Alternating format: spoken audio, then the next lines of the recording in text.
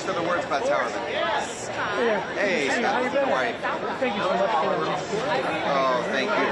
absolutely lovely and presented him as I imagine him to be good and bad. Yeah. Oh, thank you. How did you come up together as a project?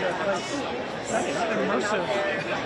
Well, yeah. I mean, each one of my docs is always a little bit taxing in a way, and you know, those are sort of the most personal films that I get to make because I get to sort of be there from the beginning all the way till the end. And there was a lot there in John's life that I just connected with, both as as an actor, but also as a human being. Mike Chick created a beautiful portrait of Russell Crowe, but I think the public didn't know so much. Yeah. I think it's Hanks is up to grace us with his presence every year. Really?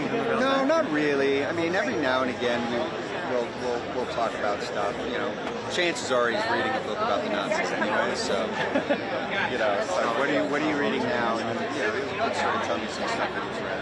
Yeah, I mean, more than anything else, I think we have the same sort of taste in what makes history so fascinating. And it's not just the dates and places; it's really the psychology of all the people in the players. So, yeah, I mean, that we tend to sort of talk about that. Context is always important. And I think the movie coming out now is interesting in presenting us. Yeah. Were you impressed with the quality? Yes, very much so. Very much so. I think it's really an important thing to realize that while we really want to just label evil people as just evil, there's a whole lot more to it, and there's a process, an evolution, if you will, of how someone can become so twisted in their thinking, and it's seemingly harmless in those little increments, but the more and more they go about it, the more and more they get lost. And I just thought that the film did a good job of sort of expressing that. In the aftermath, what do you do with these people? Yeah. And I think whatever side you're on at this point in time, you got to be thinking about that. Yeah. These people think so opposite. You know about that. Well, how's history going to judge you? Exactly. In high school, actually, I had a history teacher that he told stories, and that was like the best way to get my ADD brain to focus. But yeah, he just told stories, and from that moment on, it just sort of set me off. It's always been something that I'm really passionate about. Thank you very much. Nice talking to you. How you doing, man? Hey, good. Oh, look, you guys are I twins. knew Ain't that it, sweet? like literally, I almost said it, and I knew. You knew I was going to. You didn't say anything. You knew I was going We are to. twinning, it's cute. We're staying so warm. Did you guys email? Yeah, we did. Every day. Every day. Every day. It's good to see you, man. Good to see you. What made you decide all of a sudden you wanted to become the busiest man in Hollywood? I mean, between this and the candy film. I know. Yeah, it's a lot. I don't know. You want to know what? That's kind of just how show business works. Is you'll sit around waiting for the phone to ring for a week, a month, a year, and then all of a sudden it all happens at the same time. It's just the way that it shakes out. Well, I mean, what made me think of that is I just heard you talking to my friend here about your ADD brain, and I know as someone with ADD myself, how it keeps me moving and keeps me, curious how it helps you in your world. When I know that I am, if I am sitting on an idea, a theme, and I'm working on it for like hours at a time, that's a sign, because normally things cannot hold my attention for hours at a time. But if I am so focused on, doing that work or coming up with that idea or whatever it is, that tends to be like the best way that I work. I've got to kind of put all of my attention into it. Yeah. And that's, how I ended up getting into documentaries, and sort of that's just how I've gone about everything now, just sort of following that instinct. Just from talking to you, I finally get the idea that you're a bit of a sponge, right? You take information, it goes into your brain, it goes, because, from doing a documentary on John Candy to jumping into a project like this, where it's, based on true events, true story, true history. When you're working on things that are so vast, and you come into a world like this, which is heavy, and it's deep, and it's insane, and you go home at night, and you're probably still thinking about your day on set. and then you go and do something like John Kennedy. Like, how do you mentally? What's weird is that it's so easy because they're so different, and so it's kind of hard to explain. But you just kind of just move over to the next thing, and it's like, okay, now we're doing this, and because they're so different, it's refreshing, and I think it gives you a new perspective and like a fresh set of eyes, so that you're able to approach something in maybe a little bit of a different way than you would have if you've been sitting there staring at your phone waiting for it to ring for the longest time. And of course, I mean, signed up for this probably a year and a half ago, 2 years ago. When you were filming this May last year, at the time were you thinking of any contemporary kind of relevance? And then a year later, here we are, and it's premiering. Do you think of it any differently now because of the world? No, I don't. I literally, it was very much what I was thinking about when we were making it, and I think it's valid. I think it's important to show that, you know, even the bad, evil guys, they can rationalize anything, and they'll talk you through step by step why they're right, and that's dangerous. That's really dangerous, and I thought that the film did a really good job of highlighting just how bad that can get. Congratulations, Thanks, man. Take care. Good to see you. Yeah, you too. Thank you. Hey, how are you? Nice to meet you. I like the Oh, okay. Well, hey, nice to see you. Nice to see you. Yeah. I wanted to ask, I mean, first and foremost, like making a film like this, how does it affect you? It's not really too affecting. I mean, really more than anything else, it's just your primary focus. It's kind of the only thing that you're thinking about because there's no time to think about anything else. But really more than anything, it's just, you know, look, we have a job to do. You show up every day, you hit your marks, you say your lines, and you try and do the piece justice. Jamie, the director, was a fun guy to work for, such a fun guy to work with, that I just wanted to make sure he was happy. And when you're making a film for this series, how does it affect the film set? Are you feeling It can be. I mean, there's times and places for it. You know what I mean? I think when we're actually, you know, about to film in between takes and stuff like that, everyone's really sort of got a game face on and respectful of everyone's process. But then, you know, if you're, you know, come turn around and you're all standing around a craft service table, you're probably going to be cracking some jokes. And it's coming out now. I mean, why is it important for it to come out now? Because it's November. No, no, you know, whether, you know, why it's important it's coming out now, that's sort of like a timing thing more than anything else. But I think it's Rebel. I think there's a lot in here that people can look at and maybe draw some parallels to, you know, things going on that I think people should be taking into consideration. Thank you very much. Thank you. Hello. Nice to meet you. This film, unfortunately, point on the part. What are you hoping audiences take? The nuance. You need water? You know, it's very easy to just label bad guys as evil, but there's a whole lot more to it. And the way that they get there is really, you know, dangerous. Because they rationalize things and feel like they're right. And that is something to be aware of. Thank you.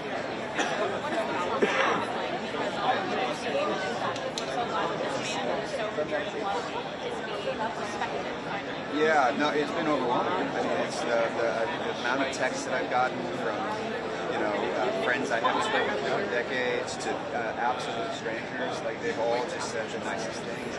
And I think that's all just an extension of John. That's all we wanted to do. We wanted to sort of honor him, not only his work, but the kind of person that he was. That's ultimately the most important. What films are you hoping besides your practice? I have been so busy working. If I could even name a movie right now, I would be amazed. Will make you watch list, will you not see it? Yeah, I think. Okay, great. Thank Sorry. you. Hi, how are you? Rebecca with us. Sorry. No, you're good. Congratulations. What was it like to be on this film? You know, this is great. I would have been very, very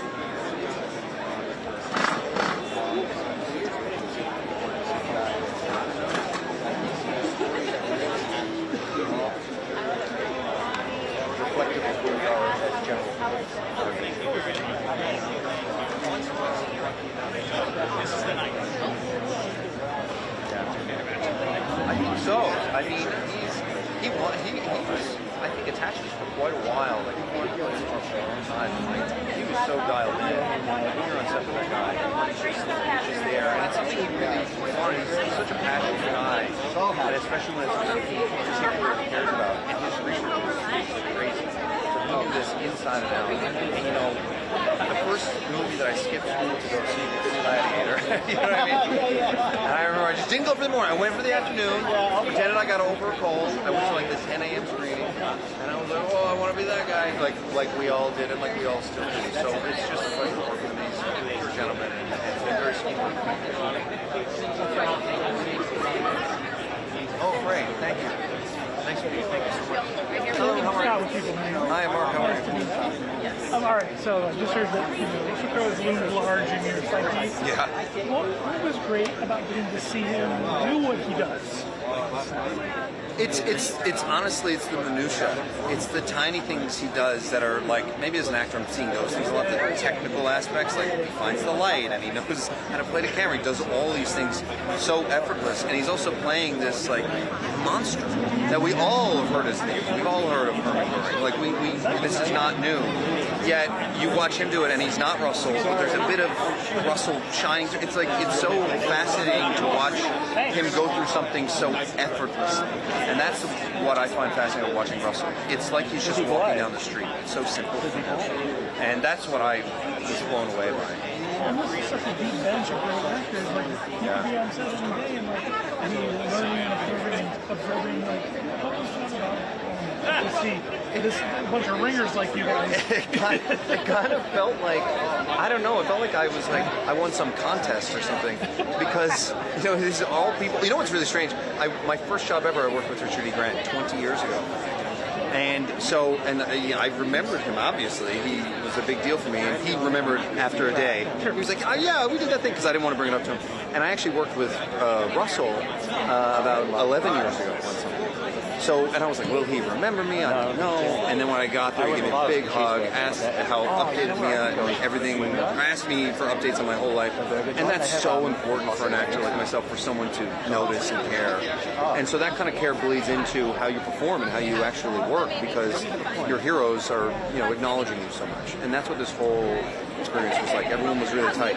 It's a very heavy movie, but we had a ball doing it because everyone was so professional and just so accommodating. And having guys in the context of the film, it's interesting that it's happening right now with what's going on. You come away thinking about it's the concept of people being evil, what constitutes evil, what do we do to be evil? I think it's very subjective. I just think it's very subjective in the end, particularly on how you handle evil. I think there's certain evil that is quite glaringly obvious, kind of like in this film, but it's like, well, what do you do about that? How do you handle that? How can you handle that in the correct, just way that serves the people that have been wronged? You know what I mean? So I find that really fascinating about the activity is the handling of justice.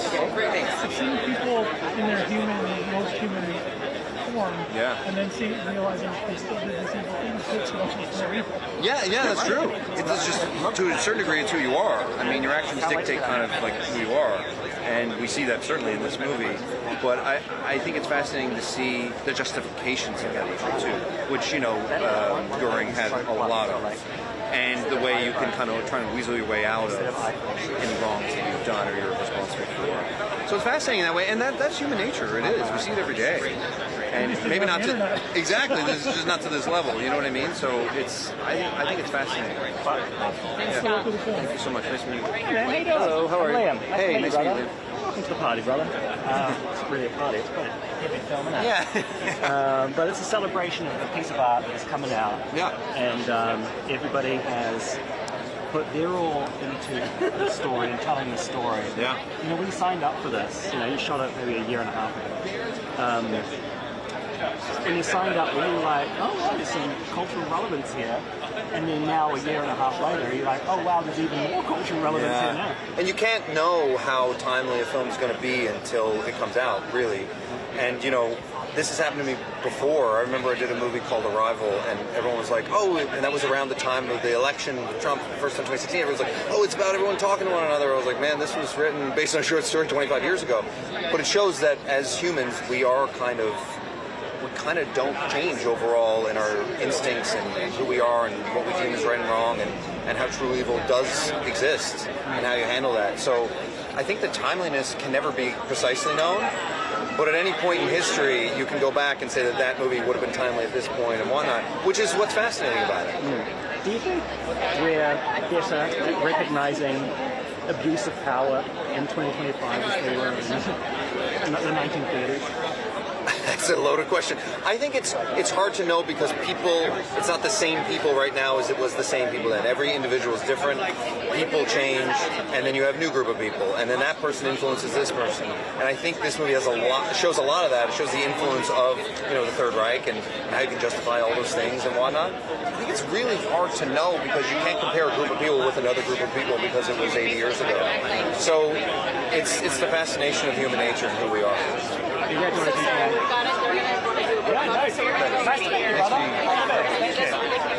Hello, how are you?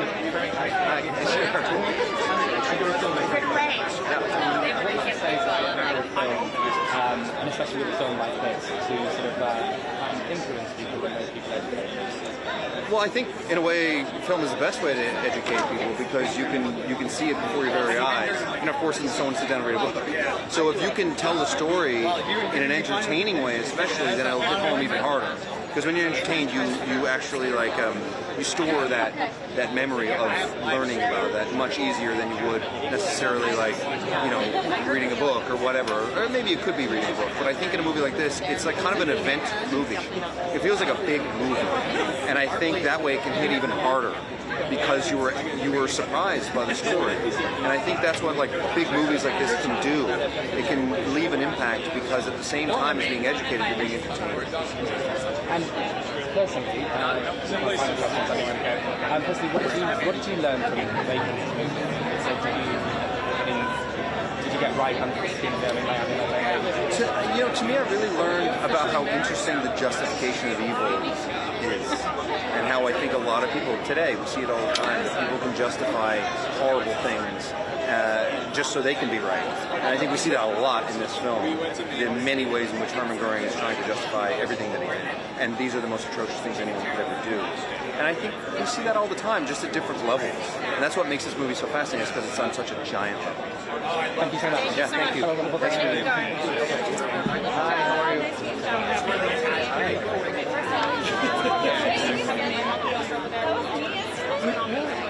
I don't know what I did to get it. Someone made a mistake. But as long as I don't say anything, then it won't go away. So I'm just not going to... Don't tell anybody. No, it's very cool. These are all heroes of mine, people I looked up to my whole career and life. So I can't really put it into words,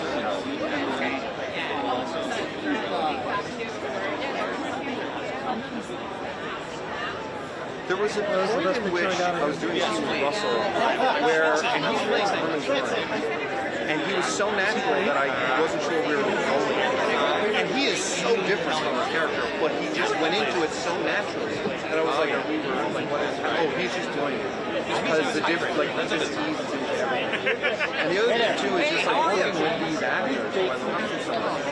You find yourself sitting around, slammed with hotel actors. Thank you so much.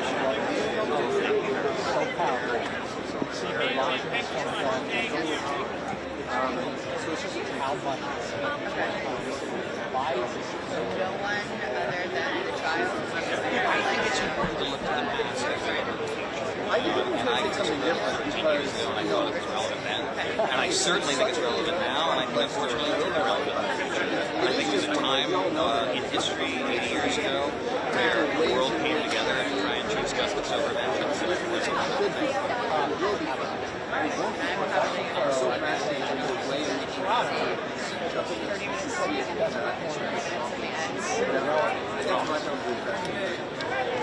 he's incredible. I mean, he just committed himself to this fully. There was nothing I could ask for him that he wouldn't give me. I mean, he just really embodied the character. He went to some really dark places to play it. But also, Herman Goering was known as such a charming and seductive man, and Russell has that power to him. He can suck you in. He can really, he's got that movie star thing. And so it's really important to me to get him to play this part. Bride and at the same time at the same time. Yes. What surprised you about the Hollywood? I mean, you know, he recognized his game. Do you know what I mean? Still sharp as steel.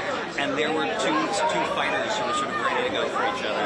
And I could see them get excited about what the other one was doing. And I could see them sort of calculate and adjust. And it was such a wonderful, just as a fan of both of them, you know, much less a director, I got a front row seat to see two of the greatest actors of their time go at each other.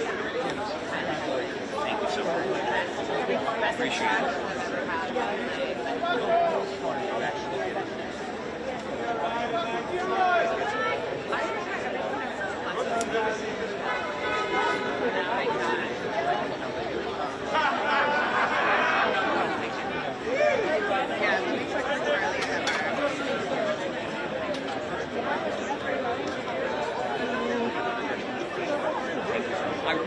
And thank you for coming to watch all the games. Of course, yeah. Hey, how are you, Scott? Nice to meet you. So, you know, looking at your body of work, you are We'd love to shy at all, looking at some of the darkest chapters of our history, like in big and small ways. Like, what's the attraction to you to kind of like try to probe that cinematically? I think I'm always fascinated by, you know, the darkness of man and evil. And I love popcorn movies. I love to laugh. I'm sure referring to Spider-Man, my Spider-Man work. But no, I think there's something about, you know, what is the nature of evil and what is the nature of obsession. And I get pulled back into that. And with this film, it was just, I was so fascinated by this period of time where the world came together to do what I think is an essentially very noble thing. It's using justice over vengeance. It's so interesting because there's what we consider to be evil. And you put a human face on it, you both humanize it, and make things feel more evil. I mean, you know, a human being do that. Yes, I know, I agree. I think that you know, that's much more scary, you know, than sort of othering people and sort of saying they're lesser than us, they're not like us. And so one of the things I was really attracted to was getting to know who Herman Goering really is and the humanity of him. And the fact that he's funny, and the fact that he's charming, and the fact that he's seductive, and he has a family and a wife and a child, and he loves them very much, just like we would love our wives and our Doesn't children. remind me of anybody. No, you know, I mean, you know, so it's I think knowing that real people were responsible for these atrocities is scarier than anything. Well, the modern day context of this film is coming out, and it's so interesting that these very divided sides that each have their share of people who think the other side is evil. So how do you hope that this movie adds to the conversation of what is evil? I'm Melody. Well, I think it's one of those things where, you know, well, first of all, I started writing this 13 years ago, and I thought it was, you know, relevant then, and I certainly think it's relevant now, and I think it's going to be relevant in the future. So, you know, I think we have to look backwards in order to go forwards. You have some pretty serious firepower in your cast. Like a howitzer and a machine gun on the other hand. Like, how did you wrangle these powerhouses and these scenes and get the performances out of what you did? I think, you know, the thing about great actors is they love working with other great actors. It's just, they get excited about that. They get, you know, it's like two boxers ready to throw at each other, or three boxers, or four boxers. And so, you know, when you get Rami Malek, who has an Academy Award for Best Actor, and Russell Crowe, who has an Academy Award for Best Actor, and you put them together, you get a lot of other great actors who want to come play in that game, basically. Anecdotally, do you have a favorite moment that kind of defines that almost childlike giddiness to play opposite each other? There's so many different ones. I think, you know, there's a scene with Rami and Russell in the cell where their faces sort of drop and they really go after each other. That was just, I mean, you know, watching these two guys paint the walls with each other was just incredible. And Russell and Michael Shannon in the final courtroom exchange just is a masterclass of acting. We did 25-minute takes, the whole scene. They were word perfect. After the first take, 300 extras stood up and applauded. It's one of the most amazing moments I've ever had on a movie set. Family member as part of history. Did that inform the way you wanted to look at history? Just knowing that the one individual like yourself can fit into a larger history? Oh, that's a great question. I think I really have always wanted to sort of make my own way and not just be defined. I'm very proud of my family name, but also not be defined by it. And I just always wanted to make movies. So I feel very, very lucky to be able to do it. I'm glad you found your lane. Thank you so much. Yeah. Before you do this interview, this is Colonel Arnold Hey, Shaw. Jamie Arnold, I'm so honored to be here. I'm so excited. I think you saw a little bit of the connection. It's just so perfect. I haven't seen it. My wife Jessica. James. Yeah. I'm just so honored to be part of this. And I think it's really. We've got to do everything we can.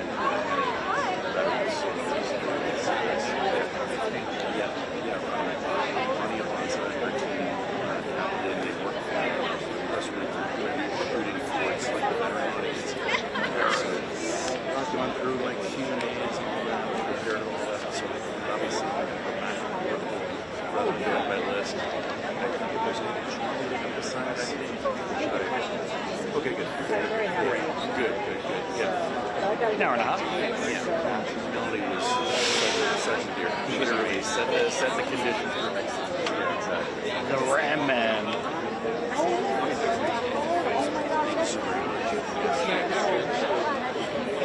They might take a moment to do a group shot.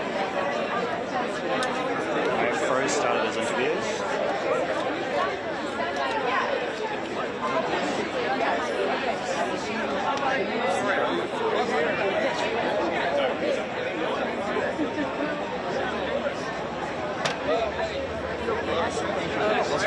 Hi, Liam. Hey, James. I'm schwitzing, man. This is terrible. I mean, it's just I need someone to follow me around. it's all falling apart. You're a Hollywood star. Oh, God. Welcome to the show, man. Better behind the camera. It's a celebration of that today. It really is. It's been a long time coming for you. I heard somewhere it's been 13 years. 13 years, yeah. 13 years. Since this idea came around. When you came up with this idea for a film 13 years ago, you obviously couldn't have predicted the way that the world was going to turn, right? Mm-hmm. At the time, were you thinking, oh, well, there's some contemporary notes in here, that we can kind of, relate to. But now, coming out in 2025, with everything that's going on this planet, are you glad it's coming out now 13 years later? I'm thrilled it's coming out 13 years later. I'm thrilled it's coming out at all, by the way, too. It's an independent film, so that just the fact that it exists, and it's a movie with, great actors talking in rooms, and, I love them. The Batman doesn't show up halfway through. I'm thrilled about it, but when I first wrote it 13 years ago, I thought it was relevant then, and I certainly think it's relevant now, and I think, unfortunately, it's going to be relevant in the future. It's one of those films. Do you think we're better or worse at recognizing abuse of power in 2025 or in the 30s? With all this research that you've done, what do you think? That's a great question. I don't know. I don't have the answer to that question, but I think it's an important one to ask, and it's an important one to ask ourselves. I think this was a moment in history where four countries kind of came together to do the hard thing, to choose justice over vengeance, and I think that's something that should be remembered and celebrated, and that's one of the reasons I really wanted to make this film. Absolutely. What's at stake when we don't talk about this history? What do we lose if we don't continue to talk about this? That's a great question. I think, I had two grandfathers who fought in World War II. So for me, in my generation growing up, it was a piece of history that we didn't live through, but we could touch and hear stories about. I had friends who lost their grandparents in the camps. So it felt very alive. And yet when I talk to my kids about it, it's like talking to them about the American Revolution. It feels so far away. And so I think part of what we really want to do with this film is to bring that history to life here. In a big way. Thank you so much. Congratulations, brother. Thank you, man. Hey, how are you? I'm Posing. I'm doing great. Probably pass. Thank you. not get too serious. And, when they're not on camera. Yeah, I think I like to take the work very seriously, and I like to take myself very seriously, and I think my dad was the same way. Everybody came to play, everybody knew sort of what was at stake, subject matter, and yet it's a great group of actors who are very funny individuals. a lot of you might learn. I want to learn about it. I don't know a lot about it. A lot of Plus, I'm a big fan of what Russell does. dark stuff. I love when he goes into And that characters. happened offset, but happens in the film as well. And as far as like film for your mind, I mean, and especially considering it's about psychology. Like how what do you? Some of the questions see what he does with this. I had a chance to work with him in a couple of films. I worked with him 3 years ago, and he said something that he's so filmmakers and good movies make you ask questions. Bad movies give you all the answers. And so I hope this is a good movie, and I hope it makes people ask questions. The things that we are, and engage with music, film, art. Was it loud? I don't think it's like I can't imagine what it is like to get your head around it. Oh, of course, great. I'm more directing now. I have a new film that I just finished called One Spoon of Chocolate. And we are taking it out for distribution, and very excited about it. Do you make music while you're creating for Hollywood, or you have to put one down and pick up another? No, music is every day. I live it. You know what I mean? And everything else I got to pick up and put down. What do you love about it that you have now, the kind of ability to switch between the two as you kind of see fit? I think it's a blessing. You know, you think about art, sometimes artists get trapped in a box. I've been blessed to be successful in multiple disciplines. As an author, with a New York Times bestseller, as a performer, we got Grammys, and now as a director, I'm hoping that I could definitely leave another footprint into the world of film. What's your big dream as a you can accomplish one day? Well, I'm going to give all my dreams, but I'll tell you this. I think that I'm building to one day give us an epic. You know, there's a Genghis Khan script that I read from John Milius. Oh, way back, okay. I still have that. I'm still wishing on that one. And so let's see if the universe gives that to the world. You have the rights? I don't know who has it now. But at one point, I was the guy that they were very interested in. And so I'm going to keep building it up until we can get that. It's a beautiful story, and I got a beautiful take on it. Very cool. Nice talking to you, man. Hey, man, nice to meet you. Peace. Nice, nice. I see you. Oh, I see you. I was just about to say, it's very dangerous, Mike Jazz. Welcome to the party, bro. Hey, why not? Why not? Exactly. Life is listen, if you ain't having a good time, you're wasting your time. Great. You know, someone who has been creative Hollywood generations. You've seen a lot. Exactly. You've seen different ways of creating. You've seen and been a big part of moving the creativity in the culture. What do you think of the state of creativity in this new project? I think it's only to multiply. I mean, and even with all the technology and the AI becoming a tool for us, I think creativity is almost like breathing for the creative person. It's nothing I can't. I saw your jacket. My brain went there. All of the ones. So I think it's only going to continue to expand and grow. And as long as we don't get lazy with it, it's just going to continue to entertain and expose the imagination. Now that's interesting. As long as we don't get lazy. Not getting complacent. Some could say that you're at a point where you don't have anything to prove anymore. So what keeps you from getting complacent? I never had nothing to prove. I mean, I won't say never. In the beginning, I was trying to prove that Wu-Tang Clan ain't nothing to fuck with. We're the best hip-hop artists in the world. And I did that. Now, it's about just living that art out. You know, we announced our final chamber tour, international. It was incredible to see how many fans just bought in early, over 65%. And it's just like, it's a testament to what I thought then. But as an artist now, my purpose, I think, is just to leave footprints. I love art, I love creativity. I've been blessed with a beautiful wife, a beautiful home. So now I can do it with that freedom of export art. Congratulations, man. You guys are a beautiful couple. Good to see you, man. Enjoy your time. I think people can say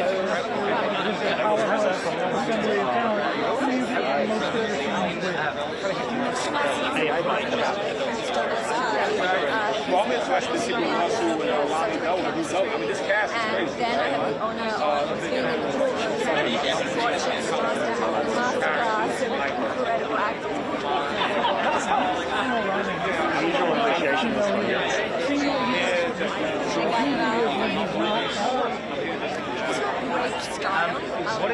When you can start with dinner and this, I love capacity is still present. Russell Crowe is down in the chat. The only LA I love that feeling. Did you feel that lightning in a bottle as all these actors were like, let's go?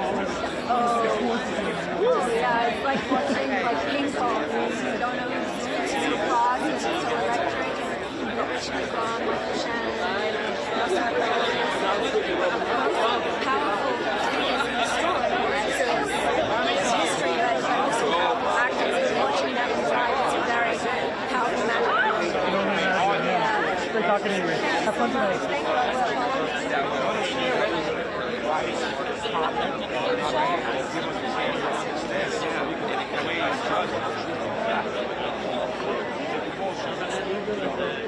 Thank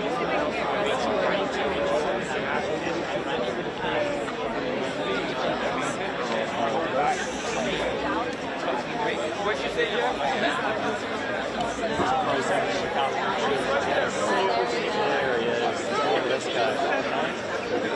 Think about what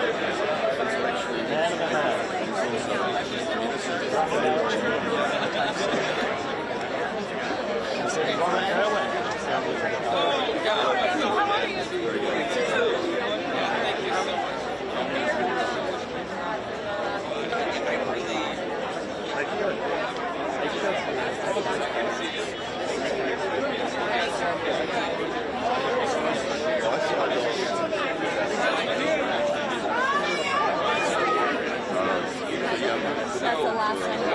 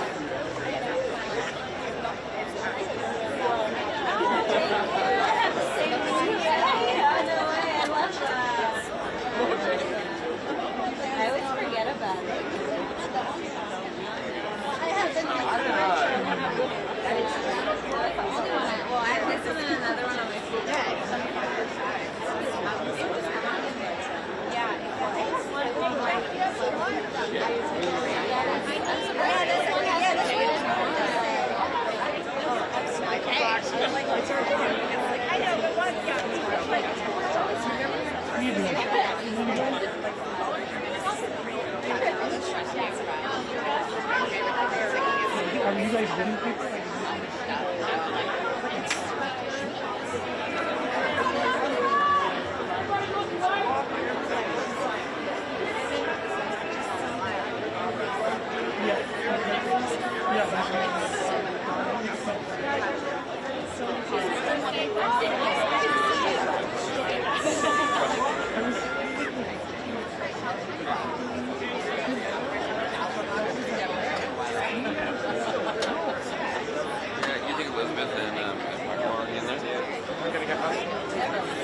I want to see it.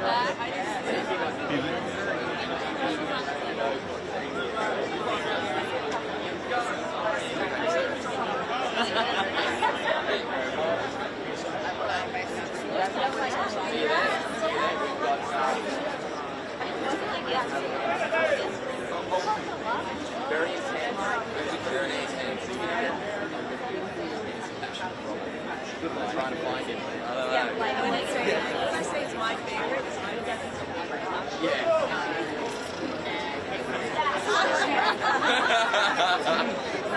Thank you. Mate. Oh my goodness. See you.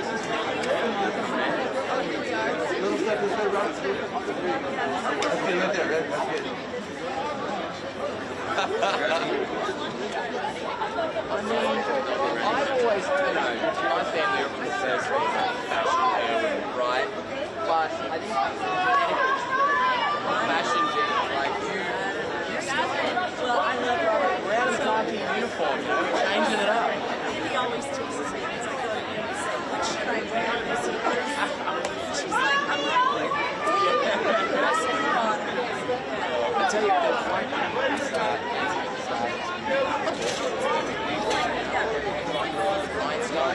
the sequence, and here we are. No, it's so funny because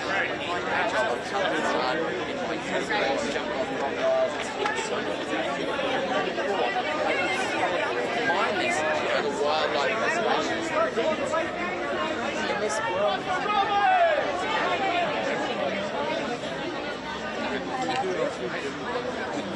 Yeah, I know. Yeah, I saw you there, man. We've got something. We've got an Argentine takeover. Hampton Street. Real smooth, real intense, real passionate. It's great to be a side of myself I've never really seen before. So Whitney and I, my dance partner and I, worked so hard to try and find it. But it's hard. It's a hard dance. The joints are like, I'm feeling it this week. I'm a little bit battered and bruised. All those kicks and flicks. 50% of my day is just spent trying not to kick each other, you know, but it's fun. It's going to be a good one, mate. Smooth and scary.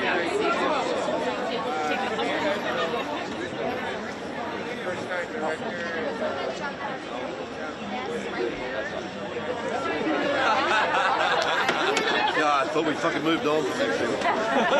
Nice try. Well, by then, she's very well.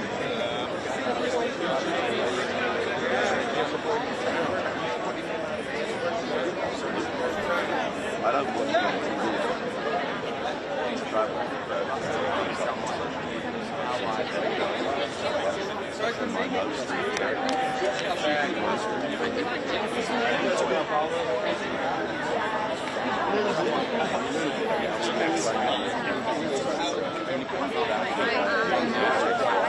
Over there.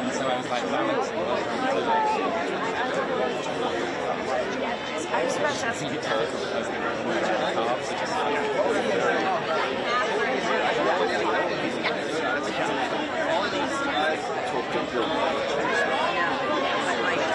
We were born in the exact same city. Yes.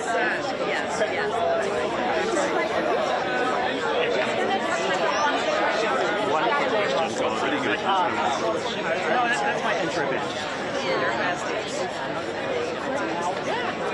Russell Crowe is coming up. Well, my job is all about the characters. So this is the opposite situation.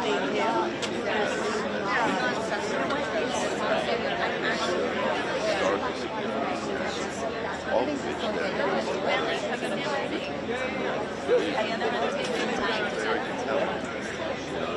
love to ramble. Oh, nice. No, but I love.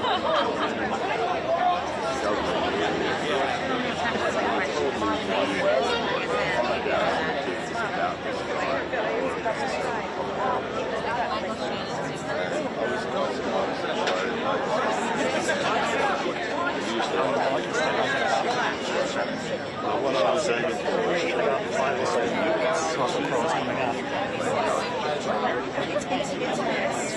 I got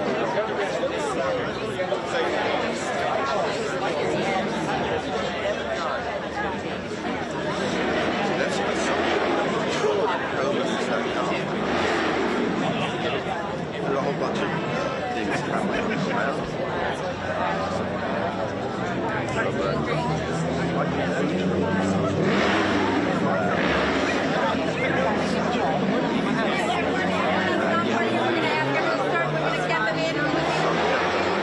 He's doing extra.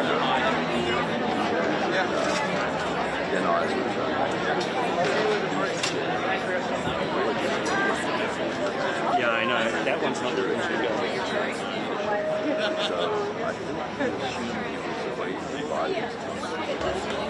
I just need one. Do you think I would have to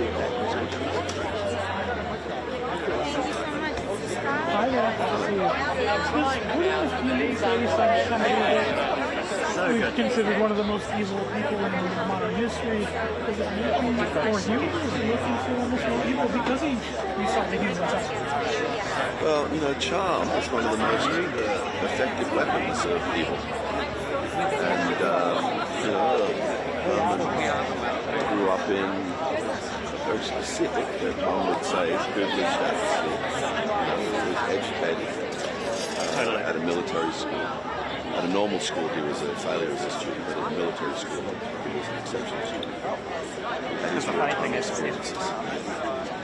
He finishes the First World War, 22 3 times a fighter.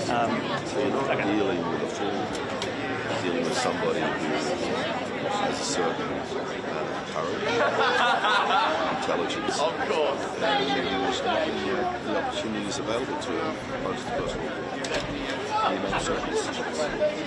And where those decisions went, I don't think he would ever pursue.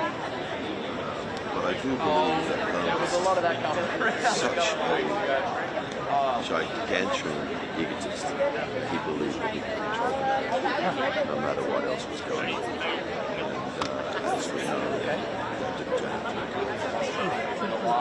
You performed at the House of Blues like 20 years ago. Oh, you did? You still rocking? Oh yeah. We've got a show coming up in Sydney actually on December 20th. We were here last year. We did Whiskey Go-Go last year. Awesome. Yeah, it was good. It was great. New name though. New name of the band since. Oh, the band's called It's called Indoor Garden Party. If you want to look at it, there's 2 albums out now. What makes you happy about being in the band? It's my theatre. No, I've done straight theatre, I've done musical theatre, I've done but I started playing rock and roll. And so it's a very easy point of contact. If you think about how scheduled it is, there is no room where I for go. sickness, there's no room for problems. You're going to travel. I appreciate it. Thank you.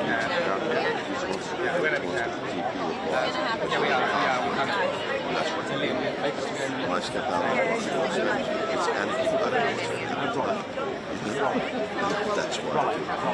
It's that kind of unknown factor and what you create together. It's slightly different every time. That's amazing. Keep rocking. Thank you. Hey man, nice to meet you. Considering we were born in the same city. One question each, guys, then we have to go in.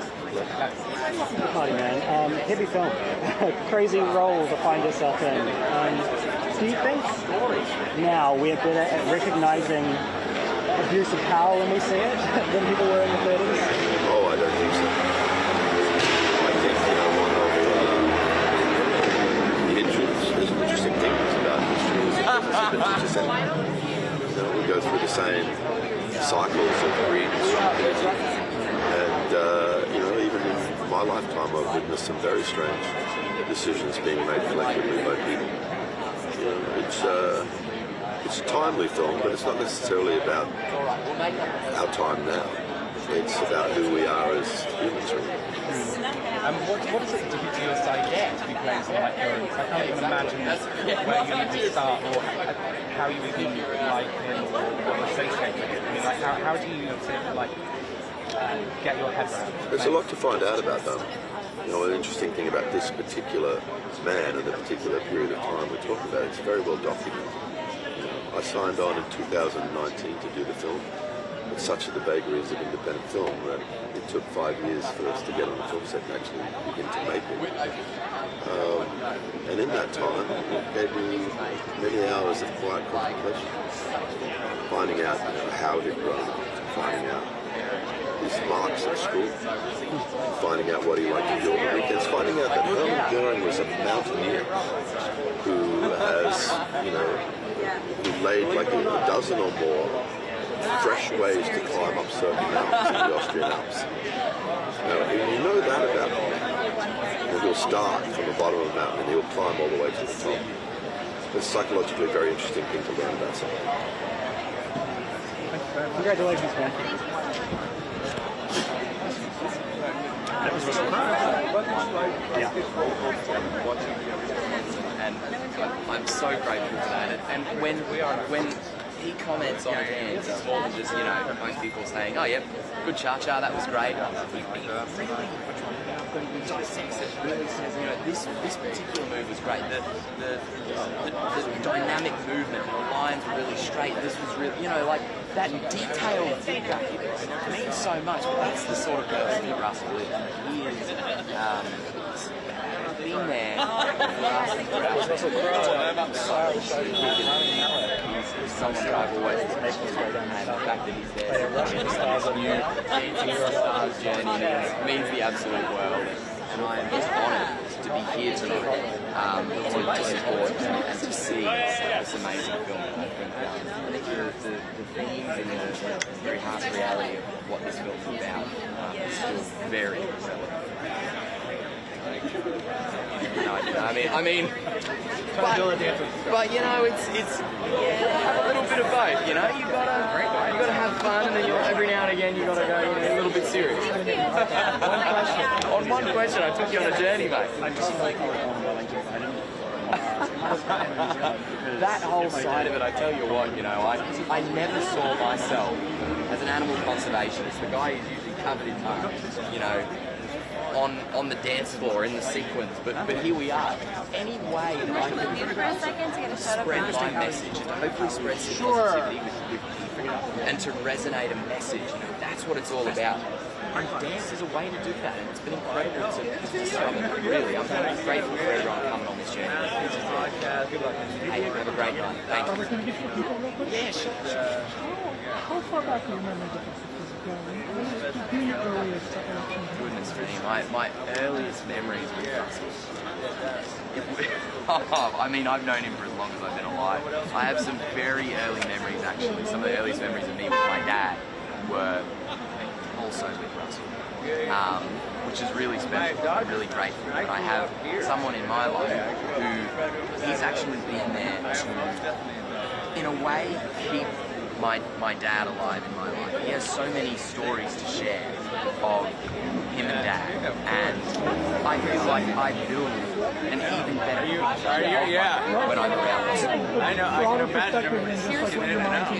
Exactly. Because Russell and Dad were just great mates. So that is it's a different perspective, than when you're hearing about your mum. So it's meaningful. He's someone that I look up to. It's truly inspiring. You're at that point of dancing with Discovery. You're starting to get crazy outside of your lane. How open-minded are you to the things coming your way? I'm open to everything. If I can spread a message of positivity, of wildlife conservation, if I can connect with people in any platform, I'm here for it. So it's space. Broadway, I'll come for you. Good on you, mate. We're gonna. Are you sitting through? No. Okay, so he's gonna go in for the intro, and then we're gonna work to bring it back to the sound. He's gonna intro here, and and then I'm gonna might have to move, but like, you know, I'm getting yelled at. Especially at the newswires. No, I know. You know. What was your name? Sharon. Leah. So nice to meet you. You met earlier. She's the one that I know. Yeah. But if it's not happening, let us know. No. Probably the second Saturday.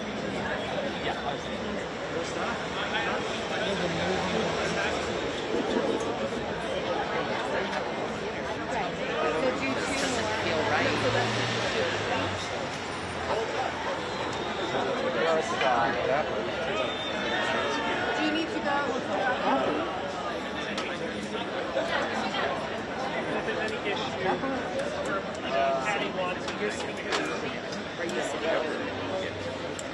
So this is it, and then we'll come back.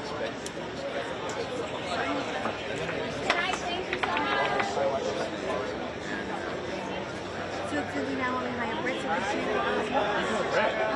Oh, so sorry. So forgive me. I get it every day in my life. You don't get some good ones. But yeah, last week seemed well. I was out of town. Great. Yeah. Right now. That sounds fair. They're going to sit through it though, so we're going to do these.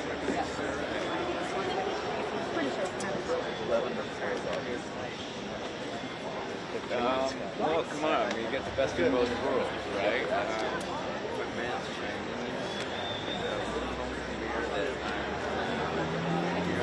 I spent a lot of time in England, and they're probably ashamed of me for saying I'm very proud of something, but I am. I'm married to a publicist, so I My family. have left. Proud of what we She's at Hallmark Restaurant. Oh, really? No, because We saw each other, but really things we have to deal with.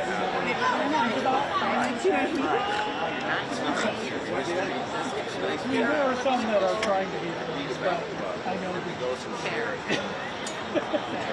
most are not.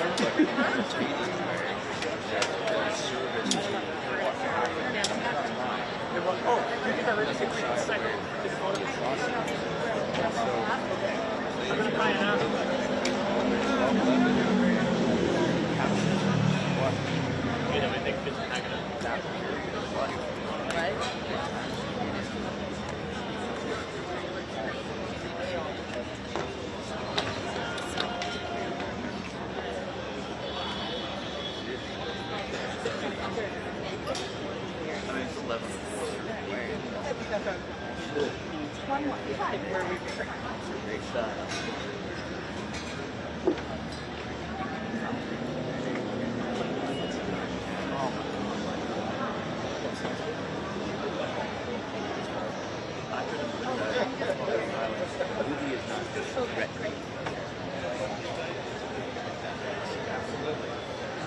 Well, hello, sir. Wow, hello, my friend. Yeah. It is great to see you. Great to see I you saw as some well. of your Yeah. Thanks so much. I appreciate it. Watching you. Oh, I love that. Now, your second time we're going to watch this. Second time, I just felt like this was everyone. I agree. I read the script, and for me, it read like an Aaron Sorkin script, Jamie Vanderbilt script, and I hope he doesn't take offense to that whatsoever. But it's one of those scripts where you didn't want to get into a single word.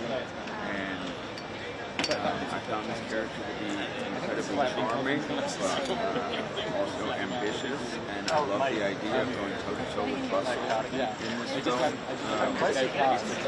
It's exciting to know for us as some poignant moments from history that not many people know about.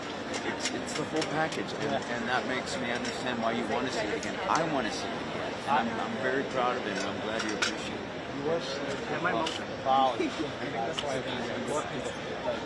I mean, there were moments where we had, I could see his chin tremble when I was giving him something hot and heated, and there were moments when he got me, and I could feel, I could hear my heart beating, and I'm sure the sound picked up at an elevated heart rate at times. That's how it was, day in and day out. It was taking it into an extra gear, a higher gear. I think it's some of our collective best performance. Probably like 5 minutes. Thank Really you. great seeing you. Great seeing Nice you to as well. see you. All right, I will be back. Gonna come back. Love that. Right? Thank you, mate. Oh no! I know. All right, we're gonna group everyone to come back. He's gonna come back, all right? Is it possible, just for the newswire, since we're competitors, to do 2 separate We're gonna try. You know, some of that's not up to me. Hey, you're doing it. All right. Thank you, guys. That was Rami Malek. He is going to be back. So if you're on YouTube and you're hanging out for the man himself, stay tuned. He'll be back in probably 5 to 10 minutes to chat, which is nice. I will be back, okay? He'll be back. Whoever wants to go in there. Don't swear. You're the only one that would. Shut up. No. You're talking about. I don't swear.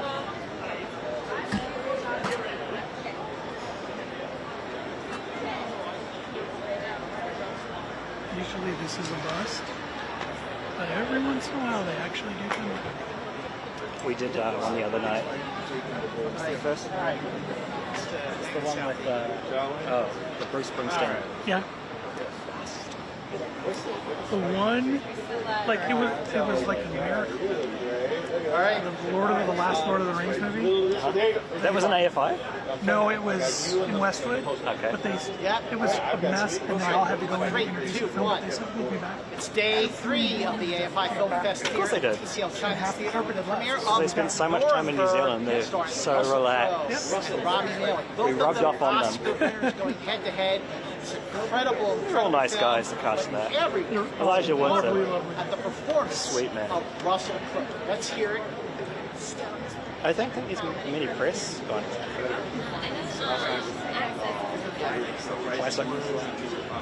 You only get some great names. Kendall Jenner.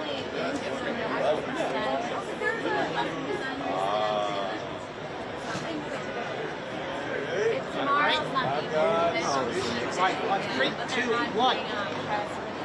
Nuremberg opens in theaters on November 7th, and it is a fantastic film, a must-see. See it. I'm Scott Gibbons, reporting at PCL China's theater. Yeah, it's crazy.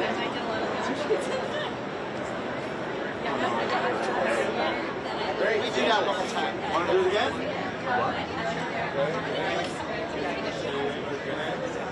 If she told you that you look good, would you? Watch out. Would you make your Instagram bio? You'd make your Instagram post. 3, 2, 1. Nuremberg opens in theaters on November 7th, and it is a must-see movie.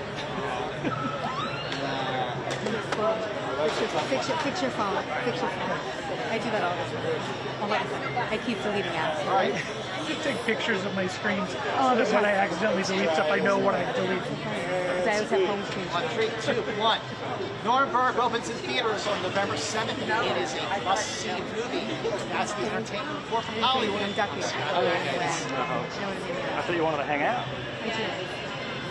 A little bit. I was supposed to be coming upstairs for my Oh, geez, right. All right, 3, 2, 1. Could it be that Russell Crowe is giving his very best performance in 20 years? I'm Scott Manson. The answer is coming up. The entertainment report.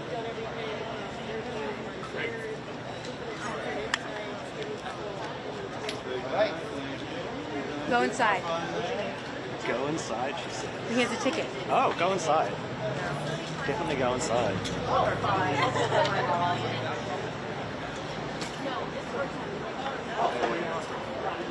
Second question, man. What are you gonna suck?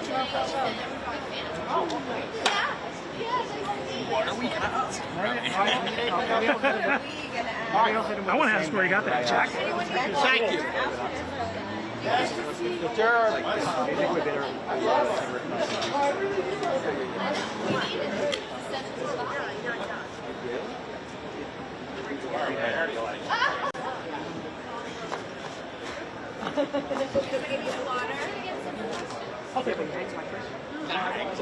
Liam, water? Anyone want water? Thank you. That's very Want water? nice. Cheers. Anyone else want a water? Raul is actually singing it. Yeah, when he comes back and gives him a killer bite, you're going to thank me.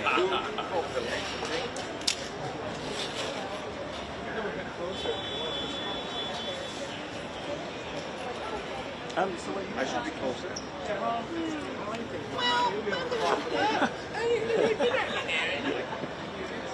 Sorry, tell me. It's the second compliment. We're still live. Liam, let me send you this. I was like, it's a good place to say comments. Should I have it? Should I have it like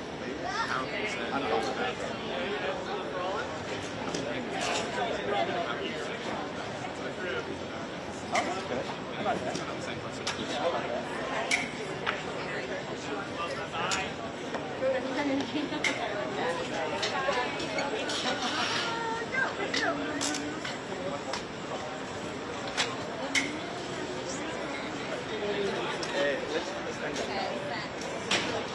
Thank you. Yeah, I got it.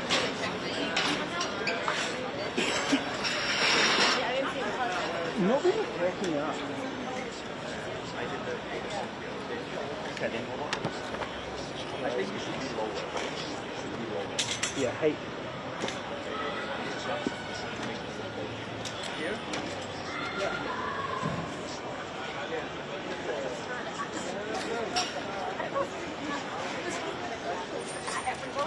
AFI Fest Festival here in that suspended. AFI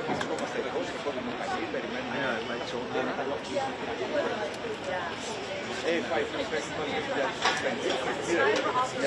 Russell Crowe and Rami Malek will give you regalo box.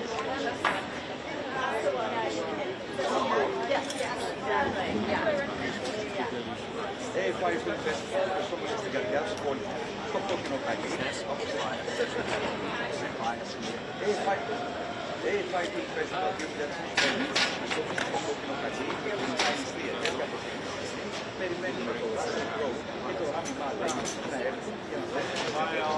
Well done. Good job today.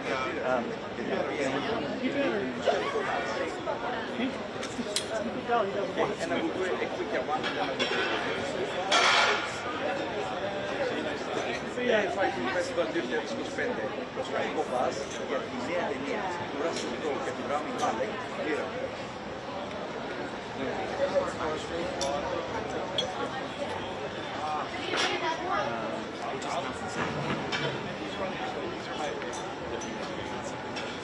Oh.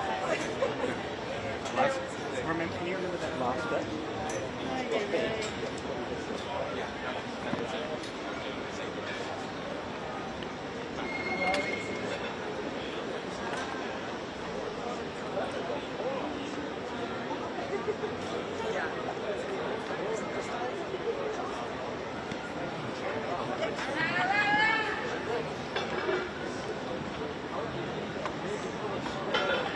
I don't have to rush home to edit.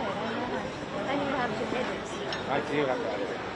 Oh shit, it's 8 o'clock.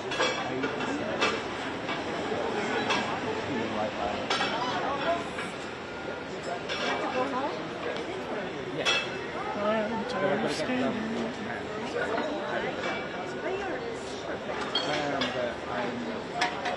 At least we have a little more movement.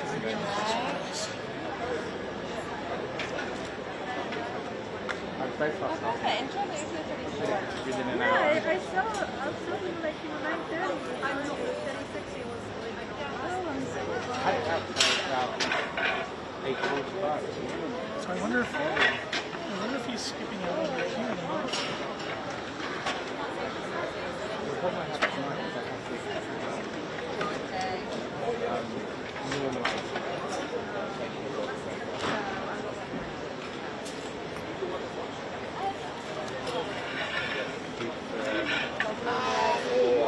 Oh, you're fit by there. One that I've been asking for something like I like that better. how do you feel about this? I think it's regardless of where you are on the, people feel that way on both sides. So it's still an acceptable question.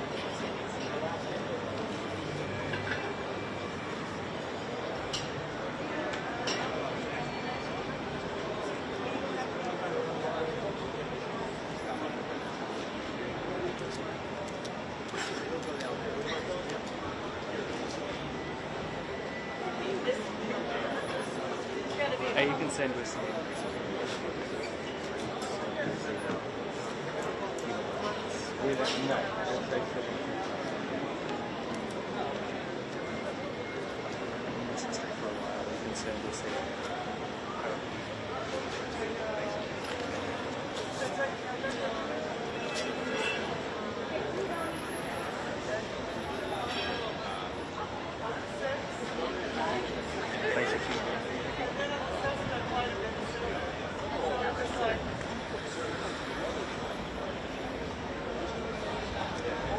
Where does that wood burning smell come from?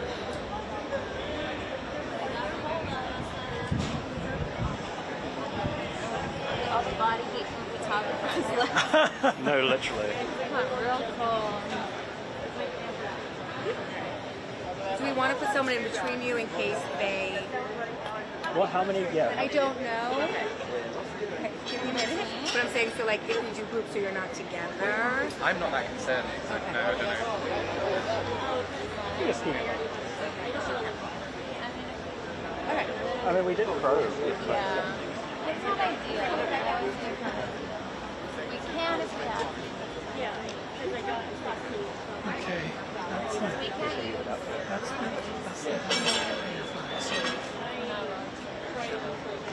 Which means my question. We're not allowed to use the bite that we got from them. Really? It's very rare.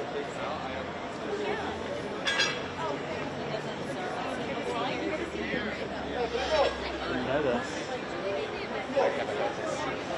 Here we go, okay.